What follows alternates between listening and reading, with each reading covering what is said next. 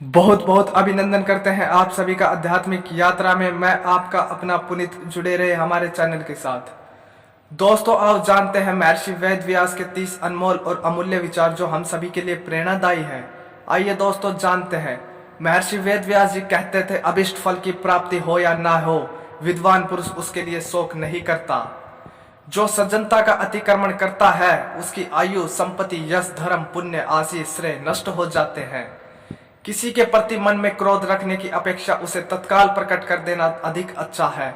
जैसे पल में जल जाना देर तक सुलगने से अच्छा है। इमृत और मृत्यु दोनों इस शरीर में ही स्थित है। मनुष्य मोह से मृत्यु को और सत्य से अमृत को प्राप्त होता है। दूसरों के लिए भी वही चाहो जो तुम अपने लिए चाहते हो।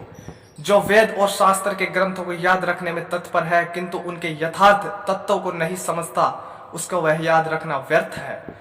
जो मनुष्य क्रोधी पर क्रोध नहीं क्षमा करता है, वह अपनी और क्रोध करने वाले की महासंकट से रक्षा करता है। वह दोनों का रोग दूर करने वाला चिकित्सक है। जहाँ कृष्ण है वहाँ धर्म है, और जहाँ धर्म है वहाँ जय है।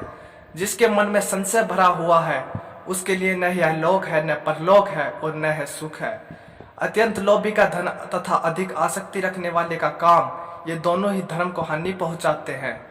जिस मनुष्य की बुद्धि दुर्भावना से युक्त है तथा जिसने अपनी इंद्रियों को वश में नहीं रखा है, वह धर्म और अर्थ की बातों को सुनने की इच्छा होने पर भी उन्हें पूर्ण रूप से समझ नहीं सकता। क्षमा धर्म है, क्षमा यज्ञ है, क्षमा वेद है और क्षमा शास्त्र है। जो इस प्रकार जानता है वह सब कुछ क्षमा करने योग्य हो जाता है।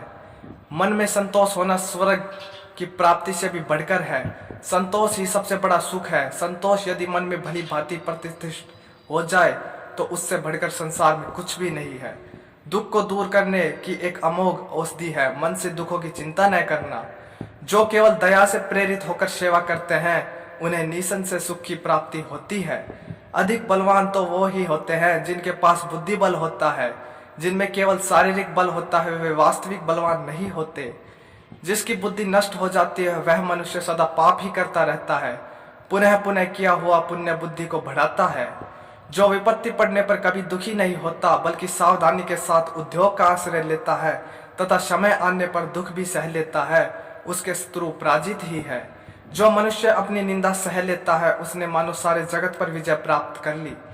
संसार में ऐसा कोई नहीं हुआ है जो मनुष्य की आशाओं का पेट भर सके। पुरुष की आशा समुद्र के समान है, वह कभी भरती ही नहीं।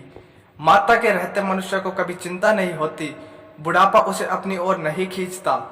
जो अपनी माँ को पुकारता हुआ घर में प्रवेश करता है वह निर्धन होता हुआ भी मानो अन्नपूर्णा के पास चला जाता है। मन का दुख मिट जाने पर शरीर का दुख भी मिट जाता है। आशा ही दुख की जननी है और निराशा ही परम सुख शांति देने वाली है। सत्य से सूर्य तपता है, सत्य से आग जलती है, सत्य से वायु बहती है। सब कुछ सत्य में ही प्रतिष्ठित है। जो मनुष्य नाश होने वाले सब प्राणियों में संभाव से रहने वाले अविनाशी परमेश्वर को देखता है वही सत्य को देखता है। जैसे जल द्वारा अग्नि को शांत किया जाता है वैसे ही ज्ञान के द्वारा मन को शांत रखना चाहिए। स्वार्थ की अनुकूलता और प्रतिकूलता से ही मित्र और शत्रु बना करते हैं। मनुष्य जीवन की सफलता इसी में है कि वह उपकारी के उपकार को कभी न भूले, उसके उपकार से बढ़कर उसका उपकार कर दे।